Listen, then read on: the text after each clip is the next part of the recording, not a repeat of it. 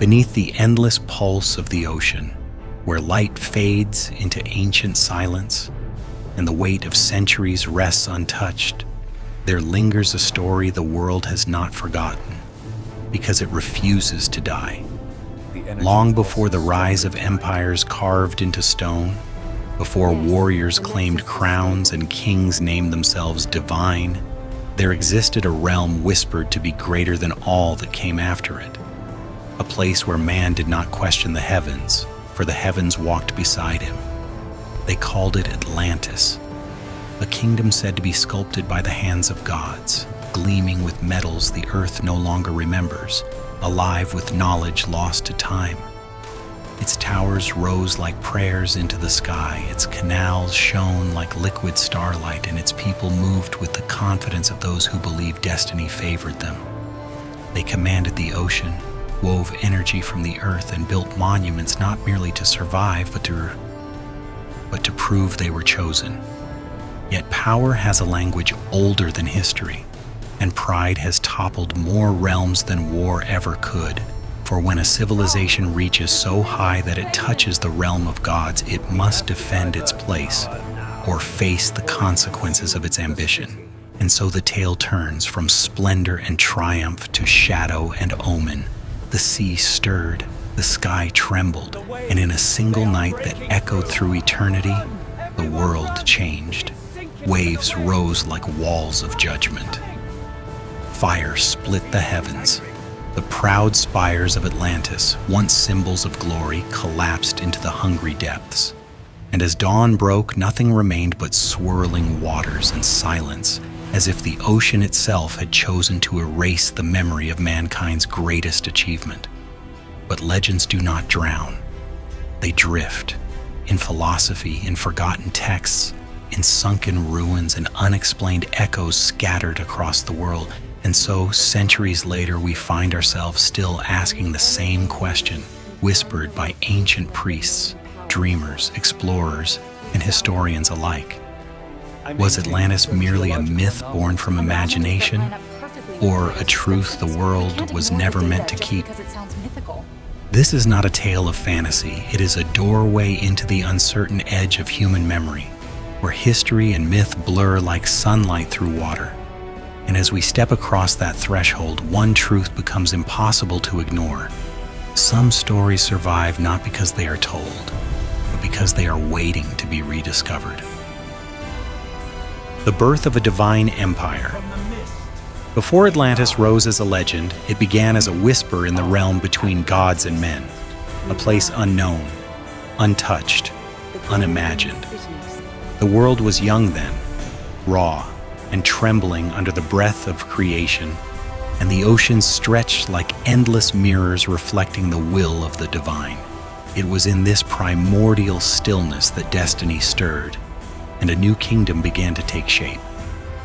The story tells that Poseidon, lord of the sea, found among mortals a soul unlike any other, a human woman whose spirit glowed like embers beneath winter frost. Her name, lost to time, lived only as a murmur carried by tides. From their union, a bloodline was born, one neither fully divine nor wholly mortal, destined to command the waters and rule a land unseen by any human eye.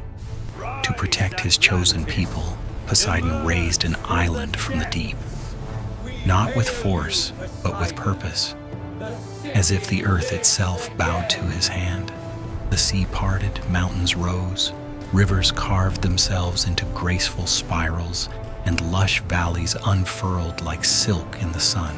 Nature obeyed the divine decree, and Atlantis emerged not as land, but as a promise. And at the heart of this land, the first city took form, rising layer by layer, ring by shimmering ring, like ripples frozen in time. White stone gleamed under the sun's first light. Canals wove through the city like veins of life. Bridges arched with impossible grace, their marble polish smooth by the breath of gods. Towers pierced the clouds and temples crowned the horizon. Not built by human hands alone, but shaped by celestial influence. In the center stood a sanctuary of breathtaking splendor, dedicated to the sea god who forged their origin. Columns of orichalcum, a metal brighter than bronze and rarer than gold, caught the morning sun and set the ocean ablaze with fiery reflections. Carvings lined the walls, waves spiraling around thunderbolts, the union of mortal and god, the birth of a royal bloodline destined to guide the world. And so the Atlanteans began, not as conquerors, but as guardians of knowledge, harmony, and divine favor. They farmed fertile plains that needed no plow. They gathered energy from the movement of tides and the heat beneath the earth. They studied stars not for navigation alone, but to understand the language of the cosmos. And with each passing generation, their understanding deepened, their vision stretched wider, and their ambition reached higher. In those early days, Atlantis was serenity embodied, wisdom without greed, strength without tyranny, faith without fanaticism. The people walked the marble streets as if they carried a piece of the ocean's soul within them. They spoke in voices gentle as tides and dreamed with hearts fearless as waves.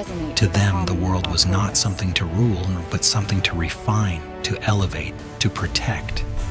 Yet even in paradise, the seed of destiny stirs.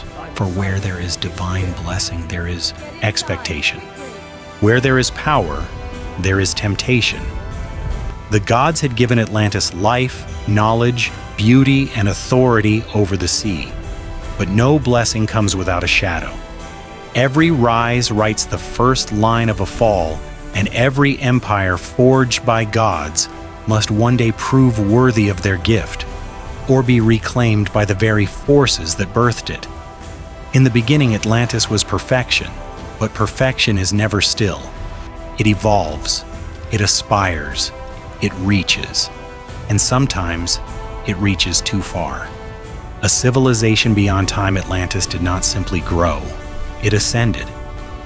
While the rest of the world took its first trembling steps into civilization, Atlantis walked as if it had already lived 1,000 lifetimes. What other peoples learned through struggle, the Atlanteans seemed to remember, as though knowledge flowed through them like blood, like salt water in their veins.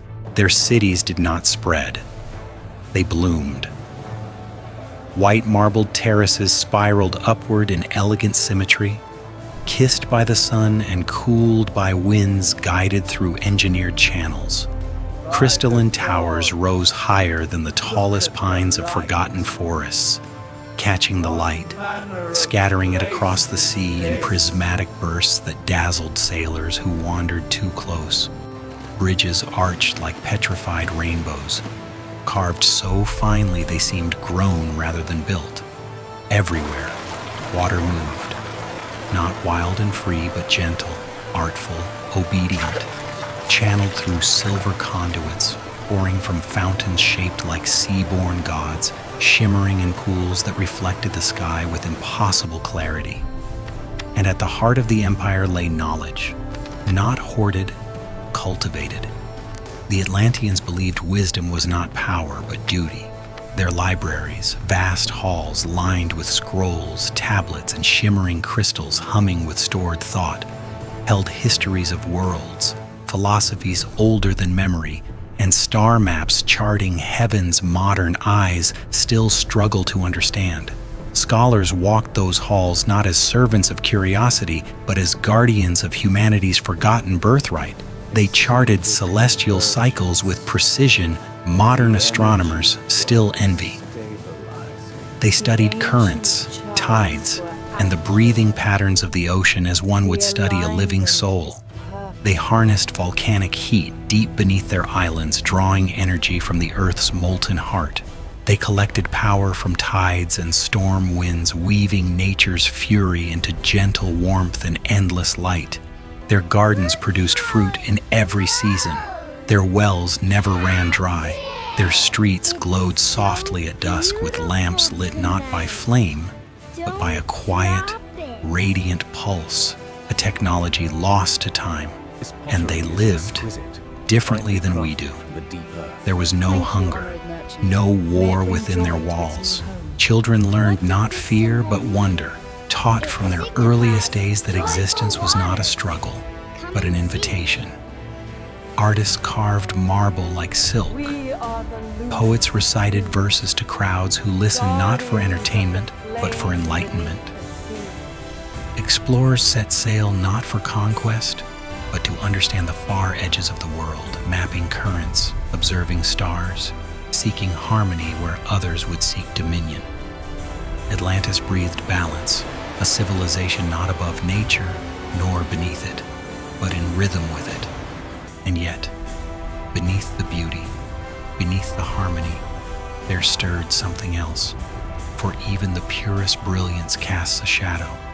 As generations passed and knowledge deepened, ambition sharpened, with every advancement, the Atlanteans began to glimpse not only what was possible, but what lay beyond possibility. They questioned limits. They tested boundaries. They whispered of heights even gods had never climbed. For if one lives beyond time, is time still a master to obey? Pride did not arrive as a thunderclap. It slipped quietly into the Atlantean soul, like a tide rising grain by grain, unseen until the shoreline is already gone. Scholars who once sought truth for the world began to seek it for themselves. Leaders who once ruled with humility began to feel chosen, destined to shape not just their home, but the destiny of all mankind.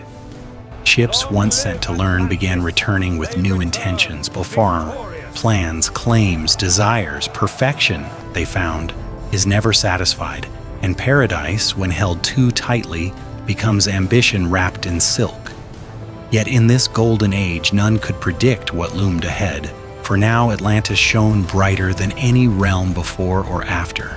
It stood as proof that humanity, touched by the divine, could rise beyond time, beyond nature, beyond limits. But the higher a star climbs, the darker the sky waiting beneath it, and somewhere, far beyond sight, the first tremors of fate began to stir. The wrath of the gods. For centuries, Atlantis had flourished, a shining kingdom blessed by divine favor, guided by wisdom, elevated by power beyond imagination. Its temples touched the clouds, its ships ruled the seas, its scholars spoke in the language of stars and forces modern minds still struggle to comprehend. And yet the fall of Atlantis did not come from an invading army, nor from some cosmic accident. It came from a quiet, steady erosion of the one thing even gods cannot restore once it is lost: humility. At first it was subtle, a hint of pride in the voices of Atlantean leaders, a spark of ambition beneath the polished stone of sacred halls. Where once they bowed before Poseidon in reverence, they now bowed only to themselves, to their wealth, their power, their unbroken record of triumph. Atlantis, the divine gift, began to forget its giver. Priests whispered warnings. Astronomers charted disturbing signs in the heavens, stars trembling in their paths, constellations veiled in unnatural haze. Strange tides lapped against marble harbors at midnight, waters rising and falling as though stirred by some unseen heartbeat. Some listened, most laughed. Empires do not fear omens when they have known only victory. And so the Atlantean Council dismissed every prophecy, every trembling warning spoken by trembling lips. We have mastered the seas, they declared. We have tamed nature. We are beyond fate. But no mortal decree can silence a god. Then it began. A sudden darkness rolled across the sky, not like night, but like a veil pulled by unseen hands. Winds rose from still air, carrying a howl that seemed to speak in forgotten tongues. The ground shuddered, softly at first, like a sleeping giant stirring beneath the earth. Lake waters rippled, birds fled. The sea drew back from the shore, exposing reefs and ancient rock never meant for human eyes. And in that terrible stillness, breath suspended, hearts frozen, the first roar came. Not thunder, not storm, something deeper, primordial, the voice of the ocean itself awakening in anger. The earth cracked. Streets split apart, swallowing markets, homes, entire plazas in violent, yawning chasms. Temples that had stood for 1,000 years shattered like fragile clay. Statues of gods, towering symbols of eternity, fell face first into dust, as if Poseidon himself had struck them down in disgust. Then the waters returned, not as waves, but as walls. Towering, furious, merciless, they rose higher than ships, higher than spires, higher than any prayer could hope to reach. A magnitude of water the modern world can barely imagine thundered toward the shining capital, swallowing gardens, bridges, soldiers still gripping their bronze spears in disbelief. People ran, but where could they run? From the sky came fire. From the earth came trembling. From the sea came judgment. And in that moment, the God they once praised and the God whose trident protected them delivered truth in the only language empires understand, ruin. One wave crashed over the city, then another, and another, each taller, each heavier, each final. Marble turned to rubble, light turned to darkness, voices to echoes, echoes to silence. Atlantis, the chosen kingdom, the crown of a golden age, vanished beneath the churning sea. No army remained, no throne, only swirling water and the memory of what pride dared to challenge. And when the ocean grew calm again, not a single tower broke the surface. Only ripples remained, ripples carrying a warning across centuries. Greatness without gratitude becomes arrogance. Arrogance without humility becomes doom. And even the most blessed empire can drown when it forgets the gods who raised it. The day the ocean spoke. There are days in history, rare cataclysmic days, when the world seems to breathe as one living thing, when the sky, the sea, and the earth rise in a single voice, and humanity has no choice but to listen. For Atlantis, that day began not with thunder, nor flame, nor war. It began with silence. A silence so vast it felt unnatural, a stillness that stretched across the gleaming harbors and golden streets, settling like a warning upon every roof and every rushing tide. Birds that once circled the palace towers vanished. Ships floating in crystal waters suddenly rocked as if held by invisible hands. Even the wind, that eternal companion of the sea, refused to move. Fishermen paused with nets in hand, priests halted mid-prayer, children looked up from marble courtyards confused by a world holding its breath. And then, the ocean exhaled. First came a sound, soft but deep, like a heartbeat awakening beneath the waves. Not a crash, not a roar, but a tremor, ancient and reverberating, as if the sea whispered a word no human was meant to hear. The waters drew back, quietly at first like a gentle tide leaving shore, but then farther and farther still, revealing seabeds, coral ridges, and dark trenches never kissed by sunlight. Atlantis stared in awe. Children chased retreating foam. Curious scholars marveled at exposed reefs. Warriors stood at the edge of receding water, uneasy, gripping spears without knowing why. And then the world changed. From that impossible emptiness, from that yawning abyss where the ocean had gathered strength, a great column of water rose.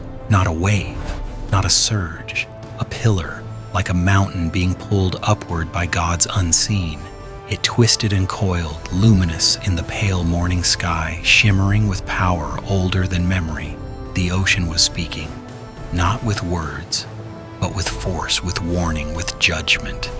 Its voice came not from the surface, but from the deep, from the very bones of the earth, as if time itself had split open to deliver a message. And still, for one fragile instant, Atlantis stood frozen, suspended between wonder and fear. Then the ocean screamed. Water crashed back with fury, surging forward in a monstrous roar that shattered stone. and splintered ships like they were toys beneath a titan's heel. The first wave struck the outer walls, flinging guards from battlements like flecks of dust. Golden chariots overturned, market stalls vanished beneath churning foam. Temples groaned under the pressure. As stained glass windows burst outward in glittering rain, people ran. Some prayed, some stood silent, their voices lost to awe and terror. Mothers clutched children. Sailors tried desperately to untie moorings. But no rope could hold against the hand of the sea. Then came the second wave, stronger, faster, merciless. Streets flooded in seconds, statues toppled into rising torrents, torches sputtered and died in the cries of thousands mingled with the crash of impossible water. And still, in that chaos there lingered a strange, terrible truth. This was not merely nature. This was retribution, ancient, deliberate, divine. The ocean had spoken, and the world could only kneel before its voice. As the final wall of water towered above the heart of the empire, higher than any monument Atlantean hands had ever built, there was one last moment of silence, a breath, a pause in which every soul felt the weight of their civilization's choices. And then Atlantis vanished beneath the sea. No farewell, no heroic last stand, only the echo of a mighty kingdom swallowed whole, leaving nothing but waves shimmering under a quiet, indifferent sky. For on that day the ocean did not merely speak, it remembered, it judged, and it reclaimed its own. Myth or memory? Across the world's oceans, currents still carry whispers of a kingdom that dared to touch the divine, a civilization of brilliance, undone not by darkness from beyond, but by the rising tide within itself. Atlantis may be spoken of as legend, a tale carved in philosophy and echoed in ancient scrolls, but myths endure for a reason. They do not survive merely as stories. They survive as warnings and as promises. If Atlantis truly existed, it was not simply lost, it was guarded. By water, by silence, by time.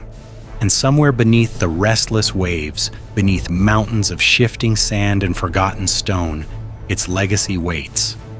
Not destroyed, only sleeping. One day perhaps the sea will loosen its grip. One day a diver's light, a satellite's pulse, a tremor in the deep will reveal what the world has long refused to forget.